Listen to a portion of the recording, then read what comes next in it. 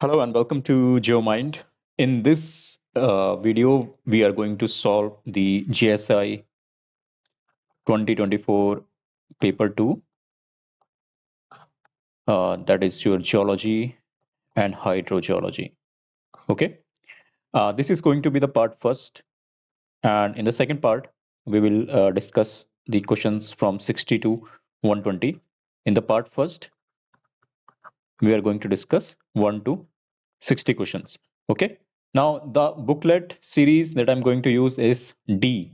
All right, and mind you, ये booklet मेरी नहीं है, ठीक है। तो इसका मतलब अगर आपको ऐसे दिखेंगे कि रॉन्ग आंसर्स यहाँ पे कहीं पे दिख रहे हैं, तो इसका मतलब ये नहीं है कि मैंने मार्क किया, ठीक है। This is from one of my students. Okay, तो शुरू करते हैं। शुरू करने से पहले हम डिस्कस थोड़ा सा कर लेते हैं जियो माइंड ऐप के बारे में, ठीक है। सो जियो माइंड ऐप आपको प्ले स्टोर पे मिल जाएगी, एंड अगर आप कंपटीशन की तैयारी कर रहे हैं जियोलॉजी एंड अर्थ साइंसेज से, ओके, एंड इन फ्यूचर वहाँ पे हम फिजिकल ज्योग्राफी और ज्योग्राफी का कंटेंट भी डालेंगे। So if you are preparing for UPSC exams और एनी स्टेट एग्जाम्स, ठीक है, और आईआईटी जैम, गेट, ठीक है, सीएसआईआर, यूजीसी नेट, ठीक है, और अगर आपका सब्जेक्ट अर्थ साइंसेज है, okay, and in future geography है, ठीक है, तो उनके जो कोर कॉन्सेप्ट्स होते हैं उनके लिए मैंने ऐप बनाई है। उसमें मैंने प्रॉपर तरीके से सब्जेक्ट वाइज कोर्सेज तैयार किए हैं। अभी टोटल 4 कोर्सेज आर अवेलेबल, ठीक है। तो अगर आप ऐप डाउनलोड करोगे तो ऐप पे आपको कुछ इस तरीके से दिखेगा, ठीक है। फॉर एग्जाम्पल जैसे पेलेंटोलॉजी है, तो पेलेंटोलॉजी मैंने कंप्लीट कर दिया है, ठीक है। And this course is valid for 1 year, ठीक है। बहुत ही नॉमिनल फीस है, और 1 ईयर में आपको complete A to Z information palaeontology की मिल जाएगी, जिसमें आपको पेलियो बॉटनी, ठीक है, माइक्रोफॉसिल्स भी मिलेगा, ठीक है। इसी तरीके से मिनरलॉजी में आपकी क्रिस्टलोग्राफी, ठीक है, ऑप्टिकल, ठीक है, बेसिक मिनरलॉजी ये कंप्लीट हो चुकी है। Economic and or geology is completed, ठीक है, and stratigraphy is also completed, ठीक है, स्ट्रेटिग्राफी भी कंप्लीट हो चुकी है। एंड करंटली स्ट्रक्चरल जियोलॉजी चल रहा है, ठीक है। स्ट्रक्चरल जियोलॉजी भी 10 to 15 डेज में प्रॉपर तरीके से बन जाएगा, ठीक है।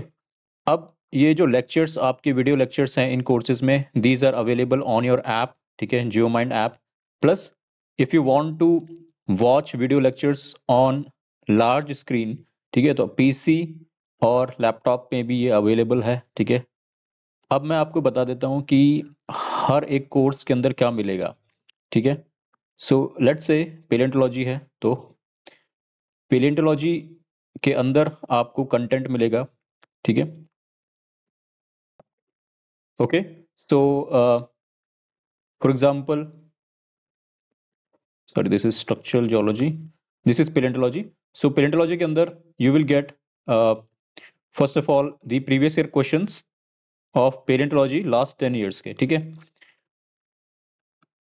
10 ईयर्स के, what ever the questions that have come in IIT jam, gate plus UPSC exams, ठीक है, उसमें पेलेंटोलॉजी से रिलेटेड जितने भी क्वेश्चन आए हैं लास्ट 10 ईयर्स के, I have compiled them, okay, into these 3 PDFs. So this you will gate, and after that you will also get the PDF files, ठीक है, of that is the complete notes, ठीक है। आपको PPT form में, बिल्कुल legible form में मिलेंगे, ठीक है, हर एक लेक्चर के। आफ्टर दैट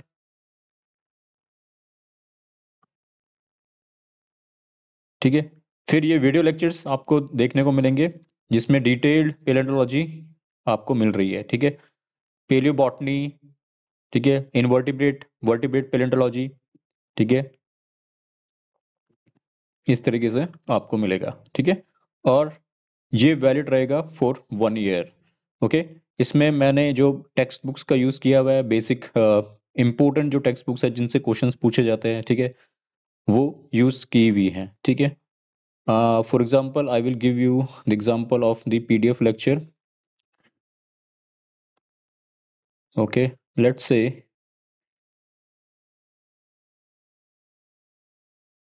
जैसे ग्रेप्टोलाइट्स को हम देखें, ठीक है, तो आपको कुछ इस तरीके से देखने को मिलेगा, ये पीडीएफ है, ठीक है। तो इसमें ग्रेप्टोलाइट्स के बारे में हर एक चीज I have given, and I have used 3 to 4 reference text books, ठीक है, जैसे क्लार्कसन की है, ठीक है, पीटर डॉयल की है, then basic PC Jain, okay, Amaldas Gupta है, ठीक है। माइक्रोफॉसिल्स के लिए हमने ब्रेजियर्स का यूज किया है, और श्रीपद जैन, ठीक है, और भी बुक्स हैं। So this you will get in GeoMind, and this is quality content at affordable prices. Okay, similarly mineralogy में भी, इकोनॉमिक जियोलॉजी में भी आपको ऐसे मिलेगा, और करंटली स्ट्रक्चरल जियोलॉजी चल रहा है, ठीक है। So this was for GeoMind app. आप ऐप डाउनलोड कर सकते हो डिस्क्रिप्शन में दिए गए लिंक से, एंड आप प्ले स्टोर पे भी डाउनलोड कर सकते हो, एंड ओके, एंड iOS पे भी जल्दी ये ऐप लॉन्च हो जाएगी, ठीक है। So for Apple devices also it will get launched. Okay, so let's start with our topic, that is the question paper of GSI, ठीक है। बहुत ही अच्छा क्वेश्चन पेपर था, मॉडरेट टू थोड़ा सा ट्रिकी क्वेश्चन पेपर था। ओके, तो पहला क्वेश्चन है डी सीरीज में LS टेक्टोनाइट क्या होता है, ठीक है। तो LS टेक्टोनाइट्स जो बेसिकली है, ये टॉपिक आपको स्ट्रक्चरल जियोलॉजी में देखने को मिलेगा, ठीक है। तो LS टेक्टोनाइट एक रॉक होती है, ठीक है, और वो रॉक स्ट्रांगली डिफॉर्म्ड रॉक होती है, मतलब वो काफी हाई स्ट्रेस से गुजरी हुई होती है, ठीक है। उसके ऊपर स्ट्रेस काफी लग रहा होता है, ठीक है। और इसमें पूछा गया है कि out of these 4 options which one is correct. Okay, LS में L और S रिप्रेजेंट करता है लीनियर और प्लानर, ठीक है। तो जिसने पढ़ा होगा थोड़ा सा भी उसको आइडिया होगा कि strongly deformed rock dominated by both linear and planar fabric elements, ठीक है। ये ऑप्शन आपका करेक्ट है, बाकी रॉन्ग है, ठीक है। तो यहाँ पे एक एग्जांपल दे रखा है LS टेक्टोनाइट्स का। Here you can see lineation, okay, and also अगर आप साइड से देखोगे तो आपको दिखेगा माइन्यूट फॉलिएशंस लाइक दिस, ठीक है, प्लानर, जैसे बुक्स की होती है उसी तरीके से, ठीक है। So if you try to open this rock, you know, it will open like pages, ठीक है। तो इसमें प्लानर एलिमेंट भी है, और टॉप में देखोगे तो आपको ये लीनियर एलिमेंट भी देखने को मिलेंगे, है ना, ये लीनिएशन देखने को मिलेंगे, ठीक है। So this is your LS tectonite. Okay, now the second question is consider the following diagram of fault and corresponding statement, ठीक है। तो ये एक तरीके का फॉल्ट है, और इससे रिलेटेड कुछ स्टेटमेंट्स यहाँ पे दे रखे हैं। पहला है the hanging wall has moved neither up nor down but displaced horizontally relative to the foot wall in the fault. Okay, the fault is a strike fault. Third is the fault is a left-handed strike slip fault. The slicken side lineation formed due to faulting is expected to be horizontal. ठीक है, तो पहले हम एक एक करके break down करते हैं। Okay, so the hanging wall has moved neither up nor down. देखो, हैंगिंग वॉल जो होती है, हैंगिंग वॉल और फुटवॉल का डिस्क्रिप्शन जो होता है, ठीक है, टेक्नोलॉजी होती है, वो वैलिड होती है जब fault blocks up and down move करते हैं with relative to each other, ठीक है, जैसे नॉर्मल फॉल्ट। लेकिन स्ट्राइक स्लिप फॉल्ट ये एक तरीके का स्ट्राइक स्लिप फॉल्ट है, इसमें there is no up and down movement, rather there is horizontal movement. Okay, so this statement is invalid. The fault is a strike fault, ठीक है। तो स्ट्राइक फॉल्ट जैसी कोई चीज नहीं होती है, ठीक है, there is strike slip fault, ठीक है। तो थर्ड और फोर्थ में से दोनों, देखो अब ऑप्शन में देखो थर्ड एंड फोर्थ, ठीक है, तो थर्ड एंड फोर्थ इसका मतलब करेक्ट है। और कैसे करेक्ट है? The fault is left handed strike slip fault. Left handed strike slip, इसमें मूवमेंट दे रखा है कि फॉल्ट किस तरीके से मूव कर रहा है, तो लेफ्ट हैंडेड क्या सही है, ठीक है, ये हम देखते हैं। तो इमेजिन करो कि आप इन दोनों में से किसी एक ब्लॉक पे खड़े हो रखे हो, ठीक है। Let's say this is right block, this is left one, ठीक है। So you are standing on this block and you are looking over to the other side, ठीक है, टू दिस ब्लॉक। तो अगर आप इधर देखोगे, इस वाले ब्लॉक, लेफ्ट वाले ब्लॉक पे देखोगे, तो आपको दिखेगा कि पर्सपेक्टिव में left block has moved towards the left of yours, है ना। आपका लेफ्ट ये हो जाएगा ना, सॉरी ये वाली साइड हो जाएगी लेफ्ट, और आपकी ये वाली साइड राइट हो जाएगी if you are standing on this block, ठीक है। तो this block has move towards the left, इसका मतलब ये left handed strike slip fault है, इसका मतलब ये करेक्ट है, ठीक है। चौथा क्या है, the slickenside lineation formed due to faulting is expected to be horizontal, ठीक है। So this is also correct, ठीक है। इसमें जो लिनिएशंस बनेंगी फॉल्ट प्लेन पे वो हॉरिजॉन्टल बनेगी, ठीक है, क्योंकि आपस में हॉरिजॉन्टली मूव कर रहे हैं। So this will the lineation will form horizontally, ठीक है। तो third and fourth is correct, okay. Now even if you से कि अगर हम इस वाले ब्लॉक पे खड़े हो जाएं, ठीक है, and if you look to the other side you will also see कि आपके लेफ्ट में ये वाला ब्लॉक मूव किया है, ठीक है। So it doesn't matter where are standing, if you are standing on this block और this block, the movement is left handed, okay. So this is correct, third and fourth option, okay. Okay, now we will move to the third question. So third question is an antithetic fault dips towards the master fault. ये statements हैं, इनमें से correct कौन सा है ये हमने choose करना है, ठीक है। So an antithetic fault dips towards the master fault. An antithetic fault dips in the same direction as the master fault. देखो यहाँ पे थोड़ा सा वर्ड्स का प्ले है, ठीक है, तो आपको इसको कैच करना है। एंटीथेटिक, एंटीथेटिक में एक तो आपको पता चल गया होगा कि एंटी, एंटी का मतलब अपोजिट होता है, ठीक है। An antithetic fault dips towards the master fault, ठीक है। तो इसको हम इस डायग्राम से समझते हैं, ठीक है। यहाँ पे मल्टीपल फॉल्ट्स आपको दिख रहे हैं, इसमें से एक मास्टर फॉल्ट है, मतलब सबसे बड़ा जो फॉल्ट है ऐसा समझो वो मास्टर फॉल्ट है, ठीक है। अब मास्टर फॉल्ट डिप कर रहा है, let's say this is east, this is west and this is north, okay. So master fault is dipping towards east, okay, and an antithetic fault dips towards the master fault, ठीक है। तो अब ये देखो इसमें एंटीथेटिक फॉल्ट कौन सा है, ये वाला, राइट, ये वाला, इसको मैं ग्रीन से मार्क करता हूं। So can you see antithetic fault is dipping towards the master fault, है ना, तो ये करेक्ट है, okay. An antithetic fault dips in the same direction as the master fault, ठीक है। तो सेम डायरेक्शन में तो कोई एंटीथेटिक फॉल्ट डिप नहीं करेगा क्योंकि वो अपोजिट डायरेक्शन में डिप करेगा, ठीक है। So this statement is incorrect, okay. A synthetic fault dips towards the master fault, ठीक है, तो ये इनकरेक्ट है। सिंथेटिक फॉल्ट क्या है, सेम डायरेक्शन, मतलब अलोंग द मास्टर फॉल्ट ये डिप करेगा, ठीक है। So this is your synthetic fault, okay. So this is also dipping towards east, right? So statement 1 and 4 is correct. A synthetic fault dips in the same direction as the master fault. Okay, so 1 and 4. All right.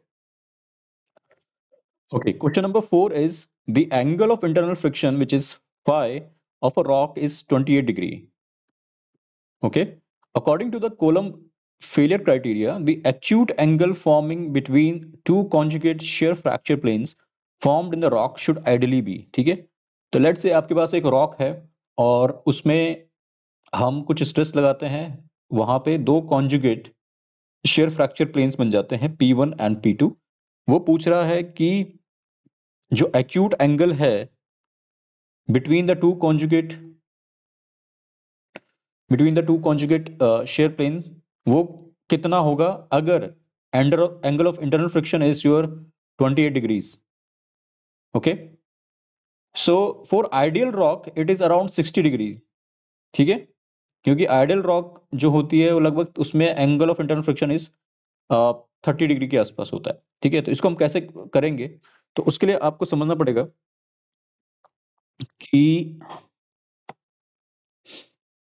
इस diagram को, okay. So these are your planes, ठीक है, ये green वाला जो बना रहा हूं मैं, okay. This is the acute angle between the two shear planes, ठीक है, which is basically in the direction of sigma 1, that is the maximum principal stress, ठीक है। तो ये अल्फा 2 अल्फा से हम डिनोट करेंगे क्योंकि ये एक अल्फा ये हो गया, दूसरा ये वाला हो गया, ठीक है। सो 2 अल्फा, तो 2 अल्फा हमें फाइंड करना है, that is the angle between two conjugate shear planes, ठीक है। 2 अल्फा, 2 अल्फा कुछ भी इसको बोल सकते हो, 2 थीटा वगैरह, ठीक है। तो angle of internal friction basically they रखा है बीटा, ठीक है, यहाँ पे बीटा है, हम 5 बोलेंगे। 5 इज 90 डिग्री माइनस, इसको थीटा ले लेते हैं टोटल, ठीक है, which is this one 2 alpha, ठीक है। 2 अल्फा को मैंने थीटा ले ली, व्हाटएवर, ओके। तो ये 28 डिग्री दे रखा है, तो ये बेसिकली बहुत इजी है, ठीक है। 90 माइनस 28 विल बी 62 degrees. ठीक है, 62 degrees will be the answer. Okay, consider the following statement regarding homogeneous deformation due to shearing. ठीक है, तो ये बहुत easy है. homogeneous में क्या होता है? Straight lines will remain straight after deformation. ठीक है, parallel lines will remain parallel after the deformation. ठीक है, so 1 and 3. ठीक है, स्ट्रेट लाइन क्या होती है डिफॉर्मेशन के बाद? जैसे स्ट्रेट रहती है. पैरेलल लाइंस क्या होती हैं? पैरेलल रहती हैं. बहुत बेसिक है. और this I have also YouTube में मेरा जो लेक्चर है पहला स्ट्रक्चरल जियोलॉजी पे, उसके ऊपर मैंने ये बना रखा है. बाकी हमने कोर्स में इसको डिटेल में समझा रखा है. ठीक है, स्ट्रक्चरल जियोलॉजी का जो कोर्स है. Okay, moving on. Question number 6.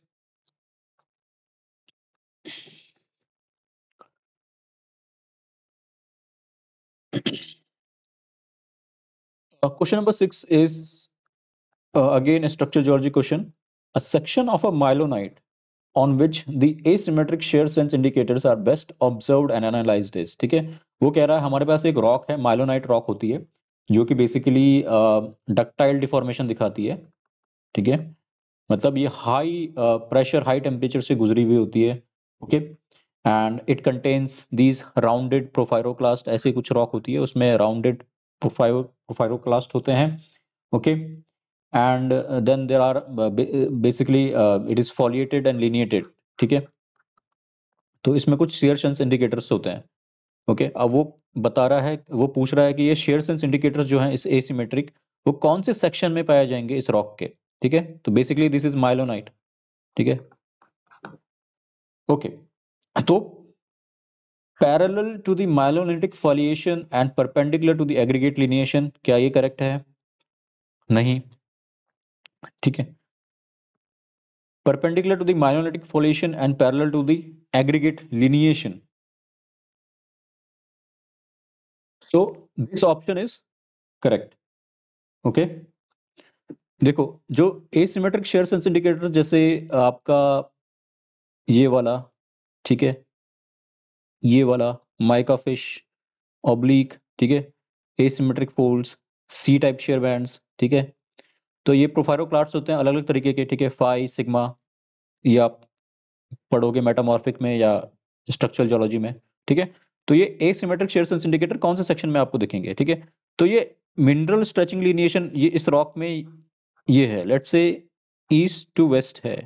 ठीक है, तो इसके पैरेलल वाले सेक्शन में आपको ये दिखेंगे, है ना. ये जो सेक्शन आपको दिख रहा है, दिस सेक्शन, इस सेक्शन में आपको ये प्रॉपर दिखेगा. जैसे ये वाला सिग्मा टाइप है. ठीक है, तो ये कुछ इस तरीके का दिखेगा. तो यहां से हम पता लगा सकते हैं कि शेयर सेंस डायरेक्शन कौन सी है. राइट, तो ये इसके पैरेलल पे है. And okay, and perpendicular to the, ठीक है, parallel to the aggregate lineation. ठीक है, तो लिनिएशन के parallel and perpendicular to the mylonitic foliation. ठीक है, तो फॉलिएशन जो आपकी दिख रही है इसके ये परपेंडिकुलर है ना, इसके परपेंडिकुलर ये सेक्शन है ना. वहीं अगर आप देखोगे कि section perpendicular to the lineation, ठीक है, ये आपका लिनिएशन है, इसके perpendicular let say north to south है ना. ये वाला प्लेन आपको दिखेगा ना, नॉर्थ टू साउथ.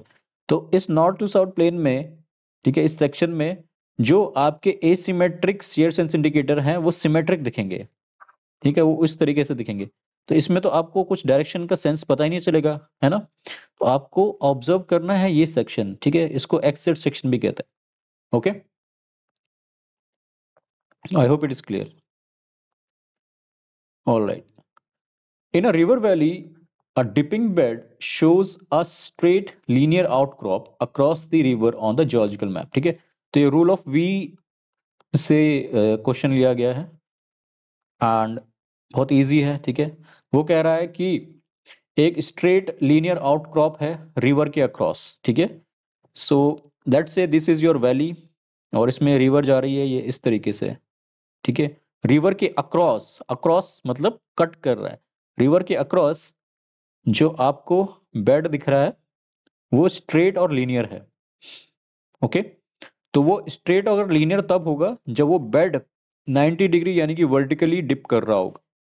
ठीक है, तभी तो प्लानर व्यू में क्या दिखेगा, it will look straight in the planar view. Okay, so vertical will be the answer. Okay. Which one of the following statement regarding outcrop pattern of a reclined fold is correct? ठीक है, तो recline fold में आप देख सकते हो कि ये आपका रिक्लाइन फोल्ड है और इसका आउटक्रॉप पैटर्न कैसा होगा. ठीक है, the fold axis trends nearly at 45 degree to the axial trace of the fold. ठीक है, axial trace of the fold, तो ऐसा कुछ है क्या?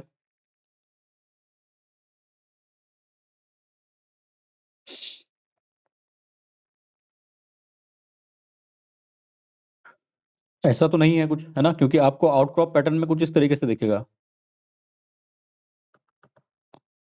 ठीक है, एक्सियल ट्रेस ये है, लेकिन डिप कर रहा है इधर की side, right.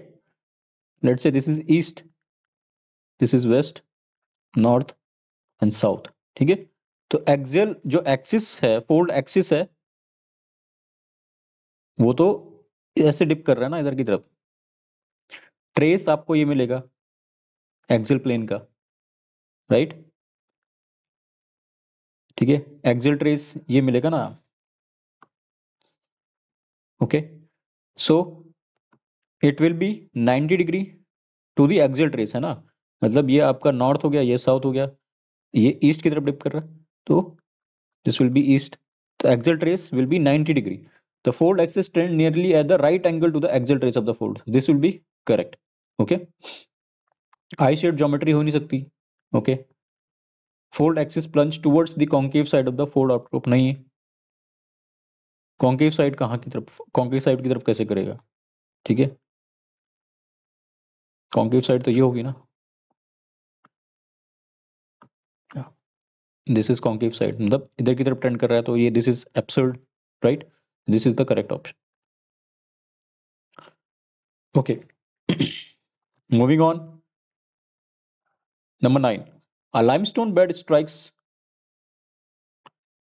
north 30 degree east and dips 70 degree towards southeast. What should be the expected dip of the bed if it's seen on the east-west road section? तो इसमें दे रखा है कि लाइमस्टोन बेड स्ट्राइक कर रहा है नॉर्थ से 30 degree east, है ना, तो समवेयर अराउंड हियर ईस्ट. ठीक है, and it is dipping 70 degree towards south east. वो कह रहा है कि what should be the expected dip of the bed if it is seen on a east west road section. ठीक है, let's say this is the road section east west. ठीक है, तो ट्रू डिप जो है वो 70 डिग्री है, तो इसमें ईस्ट वेस्ट सेक्शन में अगर हम देखेंगे तो हमें क्या दिखेगी, एपरेंट डिप. ठीक है, क्या दिखेगी, apparent dip. Okay, apparent dip दिखेगी, और ऑब्वियसली साउथ ईस्ट की तरफ डिप कर रहा है, तो हमें ईस्ट वाले डायरेक्शन की तरफ ये दिखेगा डिप करते हुए, है ना, उल्टा तो दिखेगा नहीं, ईस्ट वाली डायरेक्शन में दिखेगा. तो ईस्ट और ईस्ट ये दोनों तो इनकरेक्ट है, तो इसमें से मोस्ट प्लॉजिबल आंसर कौन सा है, 67 डिग्री, है ना. इफ इन अ क्रिस्टल, ये क्रिस्टलोग्राफी से रिलेटेड है, space group. Okay, represented by a/2 b/2 a/2. ठीक है, ये ग्लाइड कंपोनेंट्स हैं. ठीक है, इसका आंसर क्या होगा, डायगोनल. ठीक है, डायगोनल ग्लाइड आप देखोगे 1/2a 1/2b. ठीक है, इस तरीके से ये दिखता है. ठीक है, तो अब ये डायगोनल क्या होता है, डायमंड ग्लाइड क्या होता है, अगर आप I have explained this thoroughly in the crystallography section of my course, mineralogy course. Okay. Question number 11. An open crystal form composed of 3, 4, 6, 8 or 12 faces, all of which are parallel to the same axis. बहुत easy है, prism. ठीक है, आप देख सकते हो, open होता है. Okay, and इसके faces होते हैं. ठीक है, which one of the following pairs is not correctly matched? ठीक है, तो ये भी बहुत easy है, over white. ठीक है, Ovorowhite has chromium in it and it is one of the rarest garnet. Okay. All right, moving on. ठीक है, question number 13 related to mineralogy. The relative importance of crystal forms is proportional to the point densities or spacings of the respective lattice planes. Okay, the rate of crystal growth in any lattice direction is proportional to the point density in that direction. ये किसके law है वो कह रहा है, पॉलिंग्स के, ब्रवाई के, Bragg's के, स्टोक्स के। स्टोक्स, ठीक है, आप जिसने पढ़ा होगा उसको इजी है, ये ब्रवाई का लॉ है। ठीक है, ठीक है, कहने का मतलब क्या है कि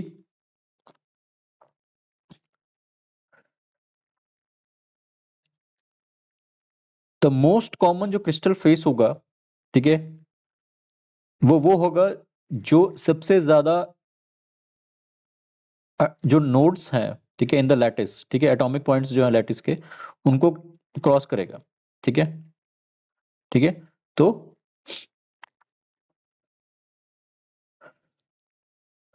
ए सी जो यहाँ पे दिख रहा है, ये सबसे ज्यादा नोड्स को क्रॉस कर रहा है। ए बी जो है वो सबसे ज्यादा नोड्स को क्रॉस कर रहा है। ठीक है, पॉइंट डेंसिटीज, ठीक है, कहने का मतलब क्या है कि सबसे ज्यादा डेंस जो है वो ये वाला पोर्शन है और ये वाला पोर्शन है। ठीक है, तो यहाँ पे फेस जो है, क्रिस्टल केस फेस जो है वो ग्रो करेंगे। ठीक है, so the most likely crystal face to grow are those planes having the highest density of lattice points. ठीक है, तो ये ब्रवाई का लॉ है। ठीक है, alright, spinel group is an example of, ठीक है, तो स्पिनल ग्रुप है, it's an example of isomorphism. ठीक है, बहुत इजी है। मैग्नेटाइट, ठीक है, मैग्नेटाइट, क्रोमाइट, ठीक है, ये सारे क्या हैं, स्पिनल ग्रुप के हैं। तो स्पिनल ग्रुप का जो फॉर्मूला होता है, कॉमन फॉर्मूला, वो क्या होता है, Ab2O4। ठीक है, ठीक है, तो ये आपको ध्यान में रखना है। एंड आइसोमॉर्फिज्म क्यों, क्योंकि जितने भी स्पिनल ग्रुप के मिनरल्स होते हैं, they are basically crystallizing in cubic system. Okay,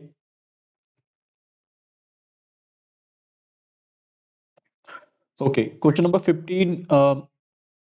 Consider the following statements regarding polymorphism. Okay, statement 1 is polytypism is a variety of polymorphism.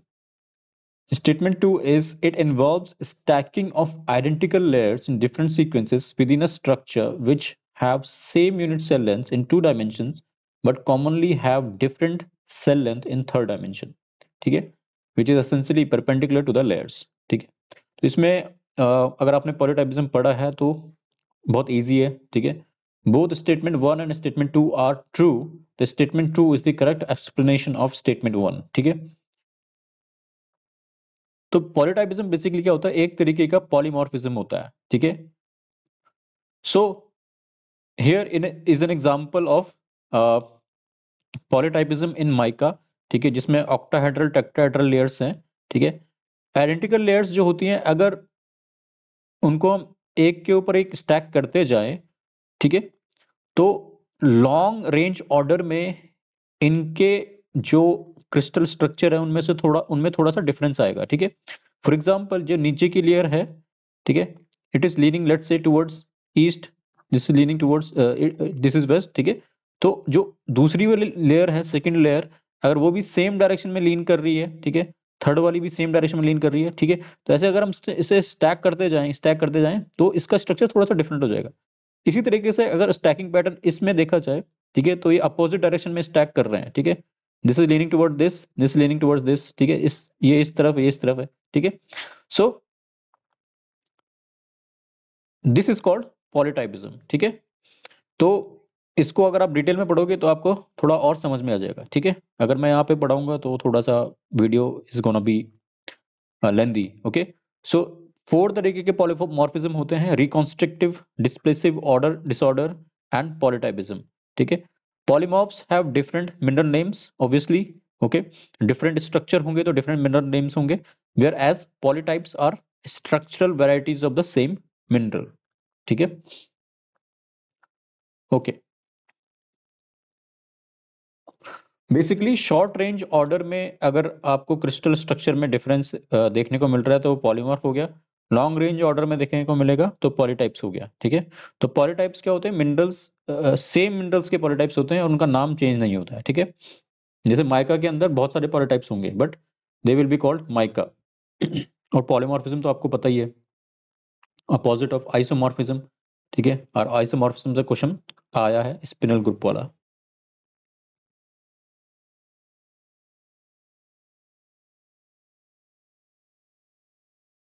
Polymorphs का एक एग्जांपल मैं आपको देता हूँ, SiO2, बहुत सिंपल है ना।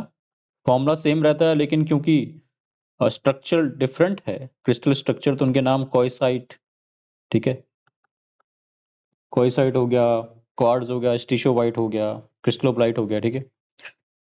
Okay, question number 16. Which one of the given trace element ratios can be used to discriminate olivine fractionation from CPX fractionation? ठीक है, olivine and cyanopyroxene, ठीक है। तो बेसिकली ये जियोकेमिस्ट्री का क्वेश्चन है और इसमें निकल chromium is the right answer, ठीक है। व्हाई? बिकॉज निकल फ्रैक्शनेट मोर, ठीक है। निकल आप देखोगे तो दिस इज निकल, right. So nickel is fractionating more in olivine, ठीक है। मतलब निकल ओलिविन में ज्यादा होगा, प्रेफर करेगा ओलिविन को। और क्रोमियम जो है,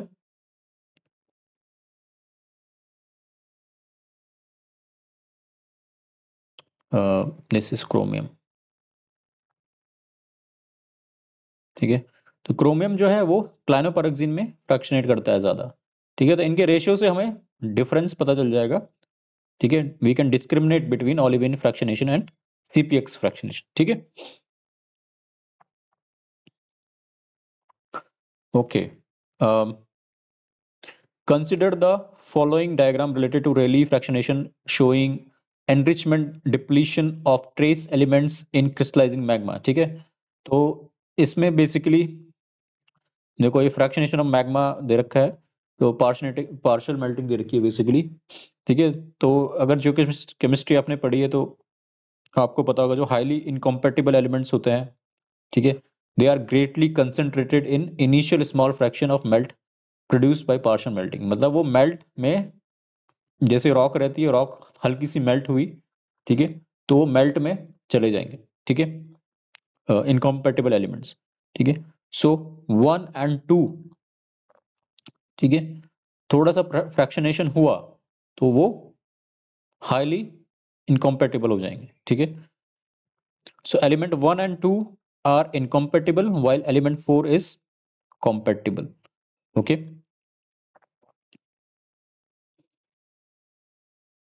थर्ड क्या होगा, इक्विलिब्रियम में होगा, ओके। अगेन जो 1 और 2 एलिमेंट है वो आप देख सकते हो कि Cl/C0, ठीक है, Cl/C0। तो Cl मतलब जो लिक्विड है, जो क्रिस्टलाइजिंग मैग्मा है, ठीक है, लिक्विड है, उसमें ट्रेस एलिमेंट ज्यादा है, ठीक है, प्रेफर करते हैं, तो वो हाईली इनकॉम्पेटिबल होते हैं, ठीक है। रेजिड्यू में नहीं करेंगे तो वो, सॉरी, अगर कोई रेजिड्यू में करेगा जैसे 4 है तो इट इज इन रेजिड्यू, तो वो कॉम्पेटिबल होगा, ओके।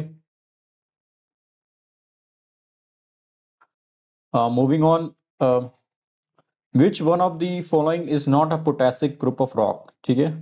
पोटेसिक, तो आप देख सकते हो कि पोटेसिक ग्रुप ऑफ रॉक्स यहाँ पे देखिए, विंटर में लैम्प्रोइड्स, किम्बरलाइट्स, ठीक है, लैम्प्रोइड्स, किम्बरलाइट एंड शोशोनाइट, ठीक है। कोमाटाइट आपको पता है कि अल्ट्रामाफिक रॉक होती है, तो बहुत इजी है, ओके। आर कैन ultramafic rock. Which one of the following is the most appropriate example of high stress metamorphism, dynamic metamorphism, बहुत इजी है। Which one of the following type of metamorphic reaction can be successfully used for geothermometry, ठीक है। तो जियोथर्मोमेट्री के लिए कौन से reaction का यूज किया जाता है, तो एक्सचेंज रिएक्शन, उसका एक बहुत अच्छा एग्जांपल है गार्नेट बायोटाइट, ठीक है, garb, which is garnet biotite reaction, ठीक है। तो गार्नेट बायोटाइट के जरिए हम टेम्परेचर का पता लगा सकते हैं, ठीक है, ओके। कि एल्मंटीन गार्नेट होता है, phlogopite is a type of biotite, ठीक है। Pyrope is garnet, annite is a type of biotite, ठीक है। तो इनके मोल फ्रैक्शन के जरिए हम इस इक्वेशन के जरिए, ठीक है, इक्विलिब्रियम कांस्टेंट के जरिए and free Gibbs free energy के जरिए and gas constant and temperature हम निकाल सकते हैं, ठीक है। Okay, the low temperature limit of metamorphism is generally considered to be 150 to 50 degree Celsius, ठीक है। ये लो टेम्परेचर लिमिट है, इससे नीचे आपका लिथिफिकेशन, डायजेनेसिस वगैरह होता है, ठीक है। इसके ऊपर आपका मेटामॉर्फिज्म शुरू हो जाता है। High temperature limit is somewhere around 800 to 900 degree Celsius. The cleavage related to microfolding of pre-existing foliation is called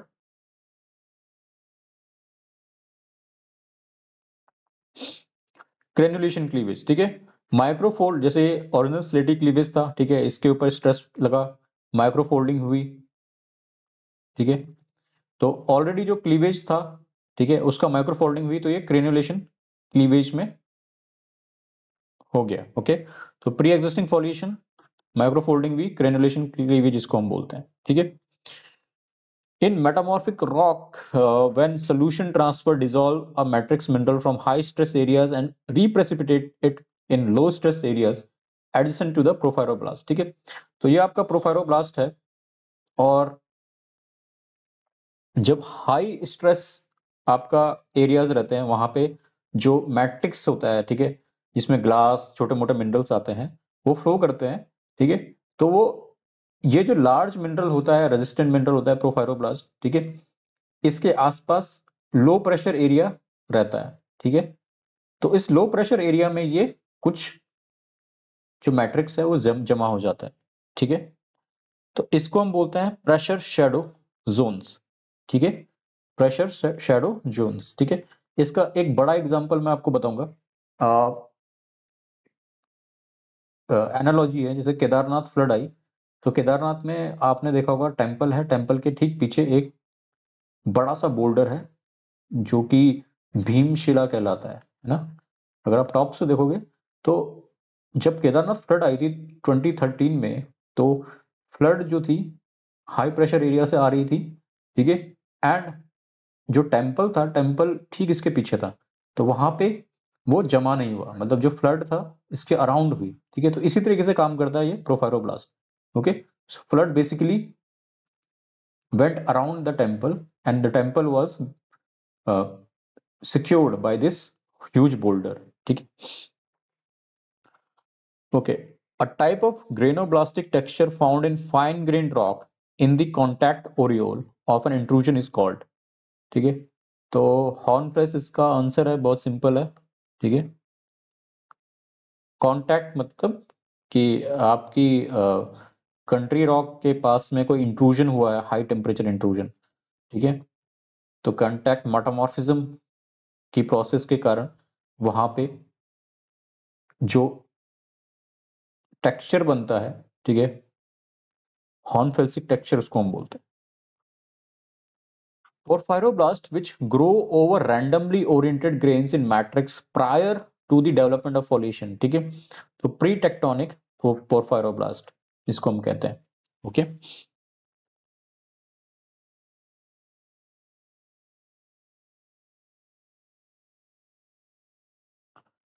Okay, during progressive regional metamorphism of iron-rich aluminous pellite, staurolite is produced at the cost of chloritoid, okay. तो ये आपको winter में मिल जाएगा, ठीक है, metamorphism of मेटापेलाइट्स, ठीक है। तो chloritoid is equal to garnet, chlorite, staurolite, okay.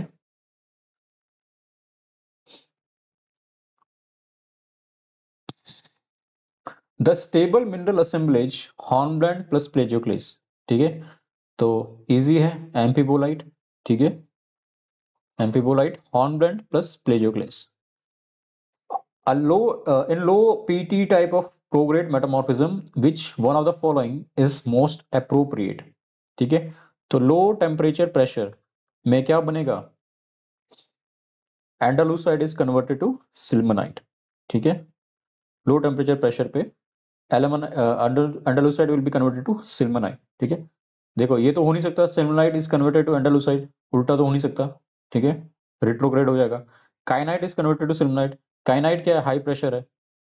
सिल्वनाइट is converted to काइनाइट, ये भी नहीं है, रिट्रोग्रेड हो जाएगा, ठीक है। The Calc silicate formed by metasomatic interaction between marble and granite, ठीक है, इज कॉल्ड स्कारन, ठीक है। तो ये आपका पोर्फिरी स्टॉक है, बेसिकली ग्रेनाइट का इंट्रूजन है। और अगर कंट्री रॉक लाइमस्टोन है तो ये कॉन्टैक्ट मेटामॉर्फिज्म यहाँ पे होगा, और ये जो रॉक बनेगी उसके कारण यहाँ पे कॉन्टैक्ट पे उसको हम बोलेंगे skarn, okay. The presence of characteristic assemblage of garnet plus clinopyroxene plus plagioclase, ठीक है। दिस इज ग्रेनुलाइट फेसिस, बहुत इजी है, alright, okay. This is related to meteor, okay, meteorites. The idea that many features of the landscape were explained by rapidly occurring events, ठीक है, this is catastrophism, okay. The inclusions in meteorite considered to be droplets that have condensed from the solar nebula, okay. कहने का मतलब क्या है कि जब हमारी अर्थ या सोलर सिस्टम बनने से पहले जो सोलर नेबुला था, ठीक है, उसमें सोलर नेबुला क्या होता है, गैस डस्ट का क्लाउड होता है। तो वो जो गैस डस्ट का क्लाउड था, जो पहली बार वहां पे एक्रेशन शुरू हुआ, तो वो एक्रेशन शुरू हुआ, तो उस एक्रेशन के कारण जो नेड्यूल्स बने उनको हम क्या बोलते हैं, कॉन्ड्रूल्स, ठीक है। तो जो कॉन्ड्राइट्स होते हैं, कॉन्ड्राइट्स के अंदर ही कॉन्ड्रूल्स होते हैं, ठीक है। Achondrites are those type of meteorites which do not have chondrules, ठीक है। यूक्राइट भी एक तरीके के ए कॉन्ड्राइट्स होते हैं, ठीक है। तो ये ड्रॉपलेट्स होते हैं उनको हम क्या कहते हैं, कॉन्ड्रूल्स, ठीक है, जो कि ओरिजिनल सोलर नेबुला से बने होते हैं, okay. Alright, what is the average albedo of the whole earth, 0.3, okay. Fresh snow का सबसे ज्यादा होता है 95% के आसपास, 95%, ठीक है। एवरेज एल्बिडो जो है वो लगभग 30 to 31% होता है, ठीक है। तो इसको हम अगर परसेंट हटा दें तो 0.3 बन जाए। Match list 1 with list 2 and select the correct answers using the code given below the list, okay. तो बहुत इजी है, पा हो लावा क्या होता है, स्मूथ होता है, ठीक है। तो P is 2, तो आइदर B और D, ओके। जो लावा होता है उसके ब्लॉक्स, ठीक है, एंड रफ सरफेसेस होते हैं, ठीक है, रफ, रबली, ऑफन शार्प होता है। तो Q is 4, ठीक है, तो Q is 4, so the answer will be B, ठीक है। R is 3, obviously माफिक मैग्मा जो होता है वो क्वाइट इरप्शन देता है, जैसे हवाई में आपने देखा होगा, in Hawaii mostly the magma is mafic. Felsic magma होता है एक्सप्लोसिव क्योंकि वो डेंस होता है, ओके। S is 1,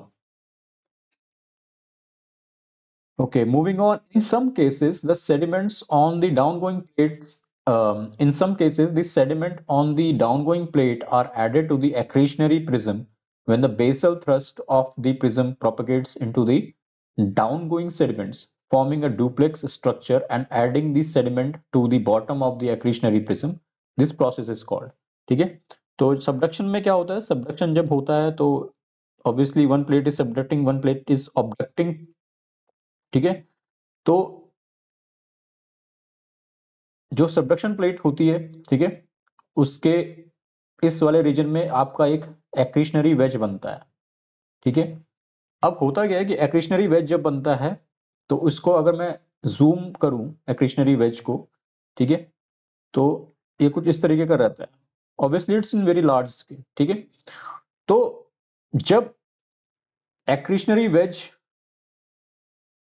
ठीक है, के नीचे, ठीक है, आपके सेडिमेंट्स जो होते हैं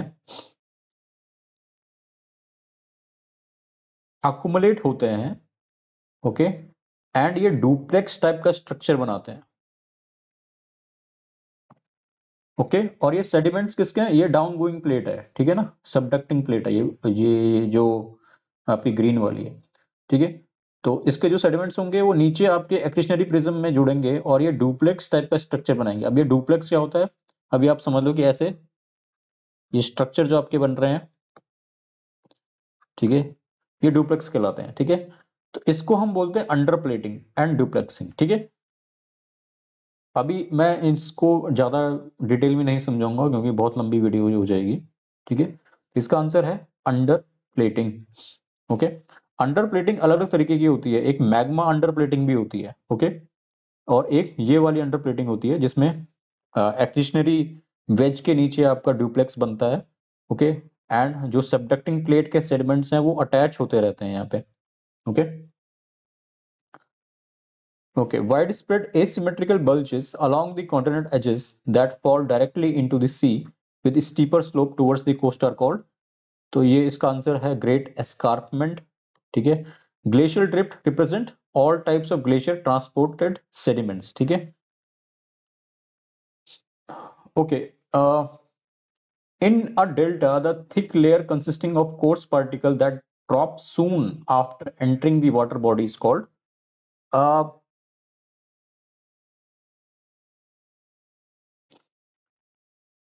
this should be the foreset layer, इसका मैं श्योर नहीं हूं, ठीक है। इट कुड बी फोरसेट और टॉप सेट, ठीक है।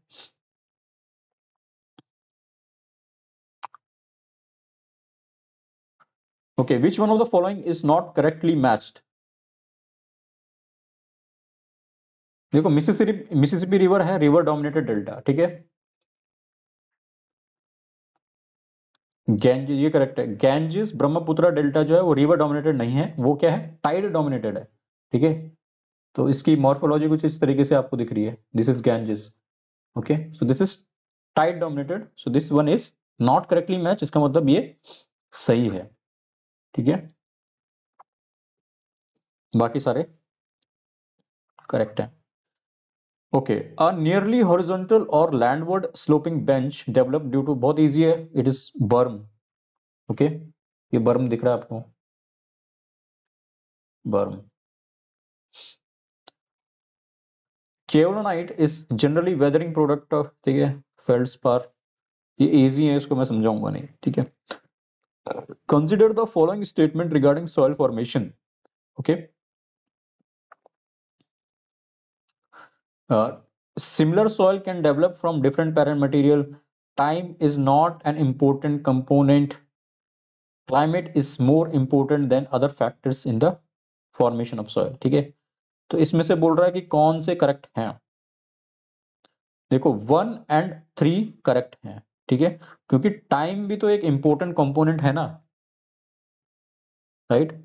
Time is also a important component, okay, and similar soil can form from different parent material, ठीक है, ये आंसर सही है। So 1 and 3 will be the answer.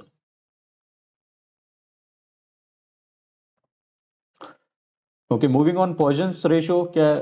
देखिए बहुत बार ये पूछा गया है, मैंने स्ट्रक्चरल जियोलॉजी के कोर्स में भी ये बताया है कि ये बहुत बहुत बार पूछा जाता है, ठीक है। तो ये आप खुद से कर सकते हो, ट्रांसफर्स टू एक्सियल स्ट्रेन, ठीक है। The difference between the total stress and the mean stress, ठीक है, it is called deviatoric stress, ठीक है। Total minus mean stress is deviatoric, okay.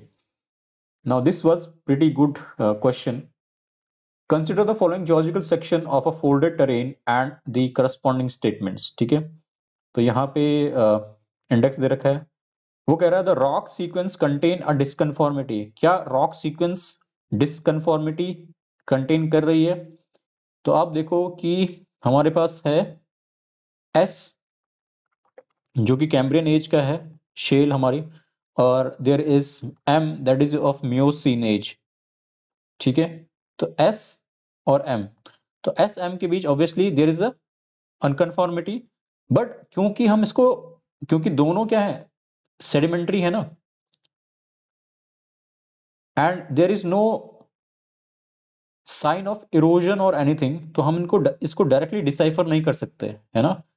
दोनों ऐसे लग रहा है कि कन्फॉर्मेबल है, ठीक है। So this is also a type of disconformity, okay, तो ये करेक्ट है। The rock sequence contain a non conformity, obviously, because ये आपका क्या है, क्रिस्टलाइन रॉक है, ऊपर आपके क्या है,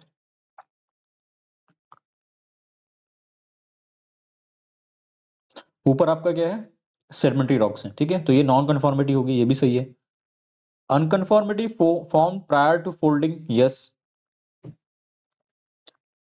Granite body got emplaced in the core of anticlinal fold. ठीक है, एंटीक्लाइनल ये फोल्ड आपको दिख रहा है, इसके बीच में क्या है, ग्रेनाइट की बॉडी है.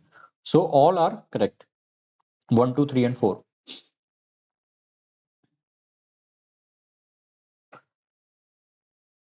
ठीक है, ये बहुत इजी है. It will be at eutectic point in a temperature composition diagram of two component A and B involving no solid solution between A and B, liquid plus A plus B will exist in eutectic point. ठीक है, E point पे exist करेंगे. Regarding the structure of silicate type, ये तो बहुत easy है, आप खुद से कर लेना. Okay, what is the mechanism of solid solution if lead substitute for K plus in microcline? This is omission solid solution. ठीक है, देखो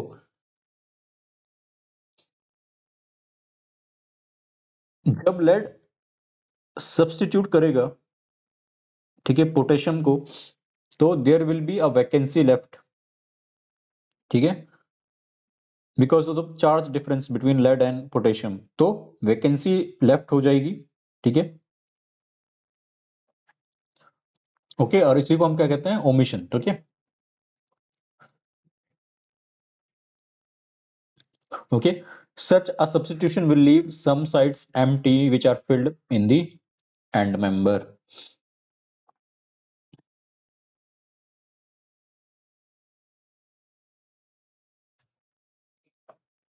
Again you can see potassium potassium.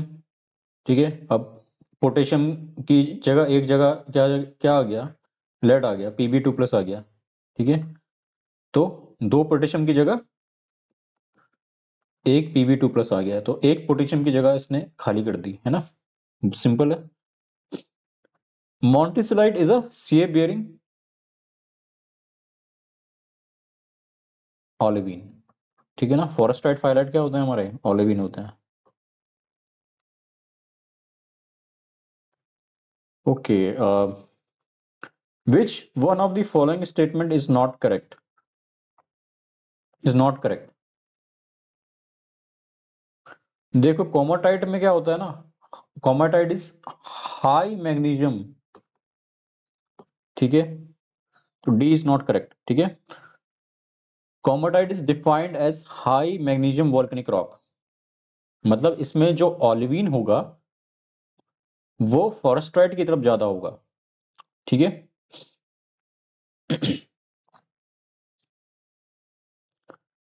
ठीक है, तो ये आपको ध्यान में रखना. ये तो सही है, ये भी सही है.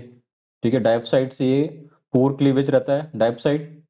ओके, डाइऑक्साइड क्या होता है आपका, पायरोक्सिन होता है. ठीक है, and iron rich olivines do occur in both alkaline and acidic plutonic and hyperbasil rock. ठीक है, तो option D will be correct because it is not correct. Okay, which one of the following minerals does not belong to pyroxene group? Acromite. ठीक है, यहाँ पे आप देख सकते हो pyroxene group में कौन कौन से हैं. देखो अम्फोसाइड भी है. ठीक है, Ca सोडियम, कॉस्मोक्लोर भी है, इसको हम यूरेआइट भी कहते हैं, सोडियम पायरोक्सिन है. पिजनाइट भी है. ठीक है, MgFe.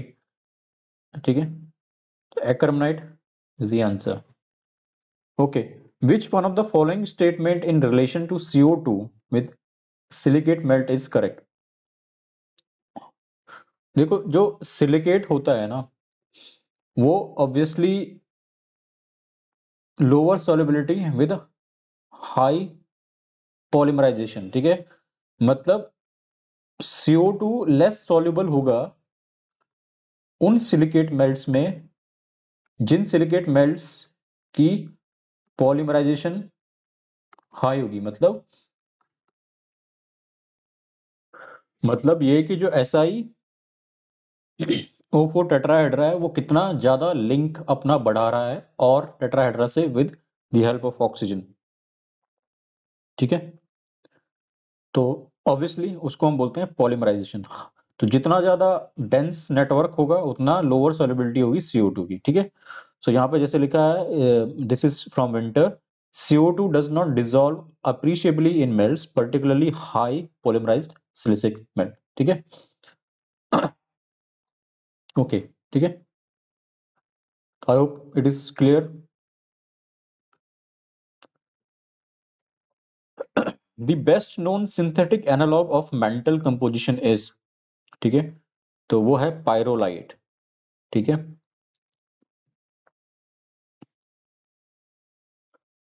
पायरोलाइट का कंपोजिशन कुछ ये होता है, ठीक है ना, ओलेविन, CPX, OPX.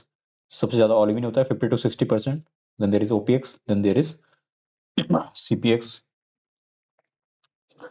The ultramorphic rock containing model values of olivine, orthopyroxene, cyanopyroxene, spinel. ठीक है, तो इसका आंसर हो सकता है लैटजोलाइट. ठीक है, ये आपका दिख रहा है ना, पेरोडाइट एंड पैरोक्सिनाइट रॉक्स हैं. ठीक है, ट्रायंगुलर डायग्राम में. तो यहाँ अगर इसको प्लॉट करोगे तो ये लैटजोलाइट के उसमें आएगा. ठीक है ना, ओके. वेबस्टाइट तो हो नहीं सकता, वेबस्टाइट में क्या है, ऑलिविन ना के बराबर होता है. ठीक है, लैटजोलाइट में क्या है, सॉरी, हर्ट्जबर्गाइट में क्या है, दी CPX is less than 10%. Okay, तो यहाँ पे 12% दे रखा है, तो लैटजोलाइट में CPX is less than 10%. Okay, so most probably it will be lherzolite. अगर हम इसको नॉर्मलाइज भी करते हैं तब भी लैटजोलाइट के अंदर ही आएगा. ओके, और ट्रोक्टोलाइट में प्लेजोक्लेस रहता है.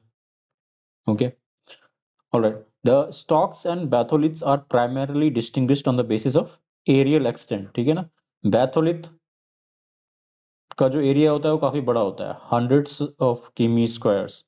ओके, एंड स्टॉक काफी छोटे होते हैं, 10 से 30 किलोमीटर की इनकी एरियल एक्सटेंट होता है. ठीक है, a texture in which exolution lamellae of K feldspar that occur in albite host is called antiperthite. ठीक है ना, बहुत इजी है, ये मैंने टेक्सचर में भी आपको बता रखा. A porphyric basalt contains phenocryst of plagioclase surrounded by glassy ground mass. Which one of the following statement on the petrogenesis of the basalt is correct? ठीक है ना, फिनोक्राइस्ट है प्लेजोक्लेस का बीच में और सराउंडेड किया है ग्लासी ग्राउंड मास से. ठीक है, तो इसका आंसर क्या होगा, Plagioclase crystallized at deeper level of the crust while ground mass solidified at the shallower depth. ठीक है, तो आपको पता है कि जो ग्रोथ होती है क्रिस्टल की वो हाई टेम्परेचर पे होती है. ओके, तो ऑब्वियसली डीपर लेवल पे क्या होगा, मोर टाइम मिलेगा क्रिस्टल को ग्रो करने में, है ना.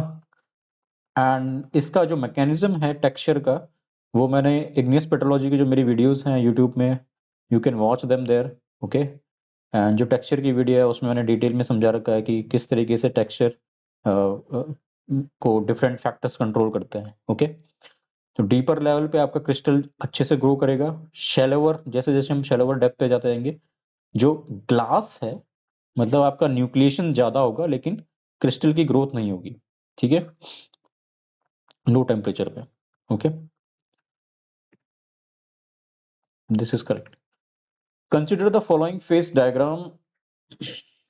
फेज डायग्राम, ठीक है, तो ये टर्नरी यूटेक्टिक का डायग्राम है. हमारे पास ए कंपोजिशन है जिसमें फॉरेस्ट्राइट बहुत कम है ना, डाइऑक्साइड और अनॉर्थाइड इसमें ज्यादा है. तो पहले क्या बनेगा, ऑब्वियसली अनॉर्थाइड वाले फेज में है तो अनॉर्थाइड बनेगा. फिर क्योंकि अगर ओवरऑल देखा जाए तो इसमें डाइऑक्साइड ज्यादा है तो फिर डाइऑक्साइड बनेगा. फिर ये अपनी थर्मल वैली, अपना जो पॉइंट है टर्नरी वाला उसमें जाएगा और फॉरेस्ट्राइड बनाएगा. ठीक है, सो अनॉर्थाइड, डाइऑक्साइड एंड फॉरेस्ट्राइड. ओके, तो ये इसने सही कर रखा. 60, this will be around 40 true, this will be around 10. ठीक है, so D is the correct.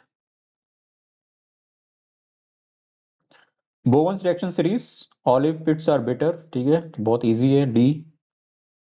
Okay, last question. Which one of the following mechanism facilitates separation of crystals and liquid when the amount of trapped intercumulus liquid? ठीक है, तो ये text book से ले रखा पूरा, विंटर में आपको मिल जाएगा।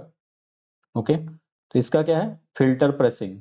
ठीक है, जब लिक्विड ज्यादा हो जाता है और क्रिस्टल्स कम रहते हैं तो फिल्टर प्रेसिंग के जरिए मैग्मा में सॉरी जो लिक्विड होता है वो निकल जाता है और क्रिस्टल्स बच जाते हैं। ओके, तो इस तरीके से हमारा फ्रैक्शनेशन हो जाता है क्रिस्टल्स का। ठीक है, so this was it for part 1। Part 2 में हम 60 के आगे सॉल्व करेंगे 120 तक। Okay, so I hope you liked this lecture. और ऐप को डाउनलोड करना ना भूलें, टेलीग्राम लिंक आप ज्वाइन कर सकते हो। Okay, and soon we will come up with new courses. Okay, and the courses are affordable, they contain quality content. ठीक है, फंडामेंटल कॉन्सेप्ट्स आपके क्लियर हो जाएंगे। Okay, so this is it, till then stay safe and goodbye, thank you.